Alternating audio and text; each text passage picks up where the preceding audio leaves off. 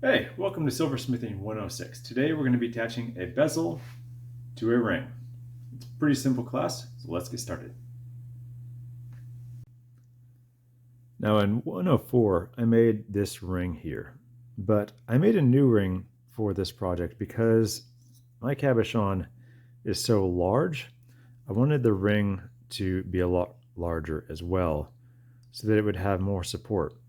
The other thing I want to point out is that if you're going to make a ring, which you know you're going to be soldering onto a setting later, you don't need to go and completely finish out the ring. So all I've done here is soldered it, re-rounded it, and lightly cleaned up the inside and the sides here. But I haven't bothered to really clean up the outside or the bezel joint because that's all going to get sanded down in our next step.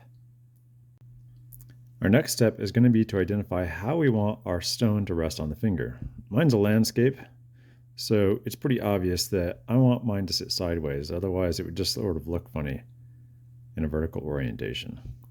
So this is one reason why I've also marked the top of my bezel. So I know that I want the landscape to look like this when being worn, although obviously somebody could easily flip the ring around either way. But it is important because I also want my landscape to match up to the text on the inside of the ring, which is a pretty minor thing, but it's something that sort of shows that you've added a little bit of extra thought to when you were making the ring. So I'm going to find my solder joint, and with that at the top, we need to go ahead and file this smooth.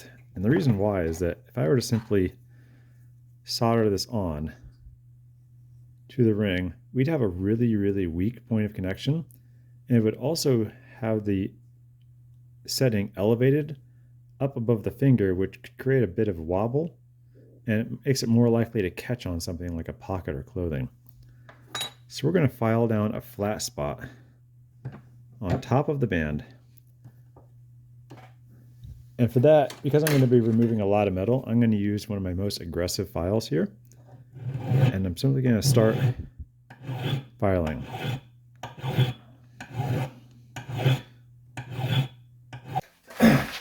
Okay, here's a quick tip for you. You may find that as you're filing, it's really difficult to get a totally level surface. And what you want to do is you want to watch your elbow while you're filing and also use your other hand as a guide.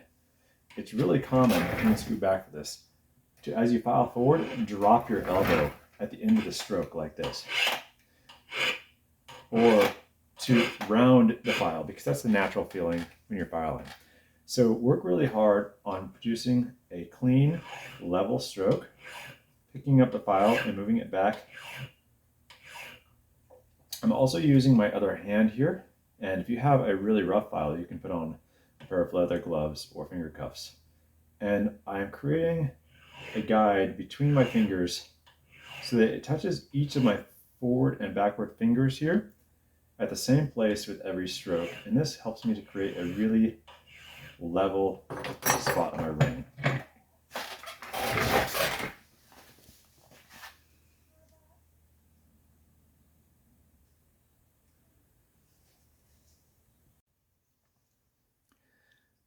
So this shouldn't be a very difficult task. And when you're done, you should be able to take your ring and simply set it on the back of your bezel on a level surface, and it shouldn't wobble back and forth.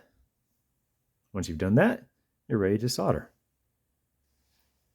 All right, I have this ready to solder. I've also gone ahead and finished the back of my bezel with some sandpaper. I used 1200 grit for that, and that ensures I have a nice clean surface. So I'm going to put some flux here, and I want to get that under the band, so I'm just going to put that in here. Now you can cover your entire piece in flux as well if you want to. It does help to prevent fire scale anywhere where there's flux on there. Once I have that on there, I'm going to position a ring just the way I want it. And I'm going to be putting 2 pieces of easy solder, one on each side here of the ring shank. And I'm putting these on the bezel, but touching the ring shank. Now we're going to go ahead and light our torch and start heating. Now I want to tell you, I'm going to be heating this bezel plate all along the back of the bezel here, while also heating the ring. I'm going to zoom out the camera a little bit so you can see here. So the concept will be to heat up the ring and the bezel plate here evenly so that the solder will not flow this way, but it won't jump up. If I heat the ring up too hot, then the solder is going to jump up onto the inside of the band. If I just heat up the back of the bezel, the solder is going to float out onto the back of the bezel plate. So it's a balancing act. We get our flame here. This is a fairly large piece, so we need a fairly large flame. Remember to turn on your fume extraction. I like to have a pick ready, and then go ahead and start heating.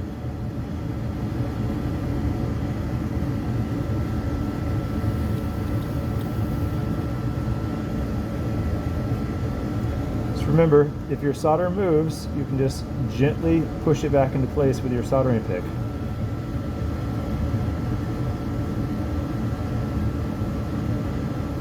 Try not to aim your flame directly at the solder, because if you do that, you can melt the solder up before you've heated up your piece. And if it does do that, then it's less effective when you remelt it the second time. So now we're working with easy solder, so everything's going to melt a little faster here.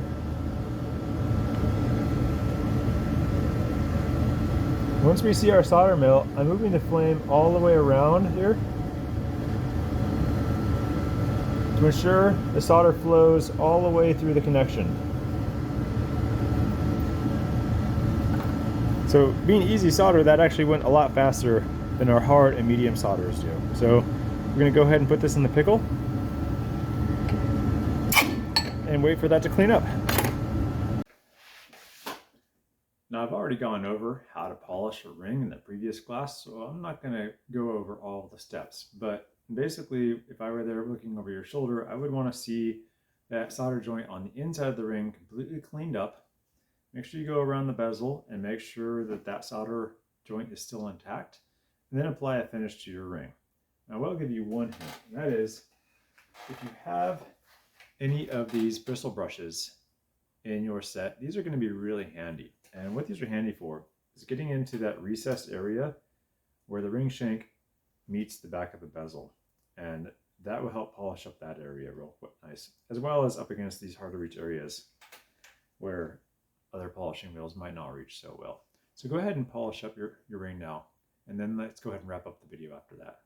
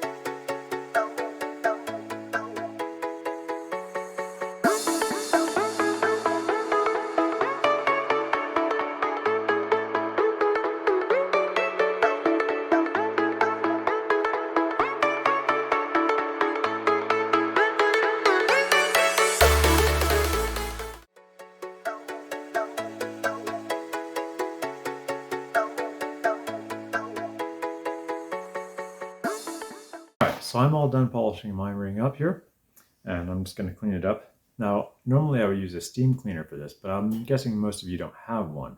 If you don't, that's fine. I found that a simple baby wipe or a paper towel or something soft, like a microfiber cloth, with a little tiny bit of rubbing alcohol can help take some of that polishing rouge off here. So I'm going to show you how this is done. As you can see here, I've got a nice mirror finish on my ring. You don't need to polish where the stone is going to go, by the way. But as I bring this in here, you can start to see some black here left over from the polishing wheels. So I'm just going to rub that off here using a baby wipe.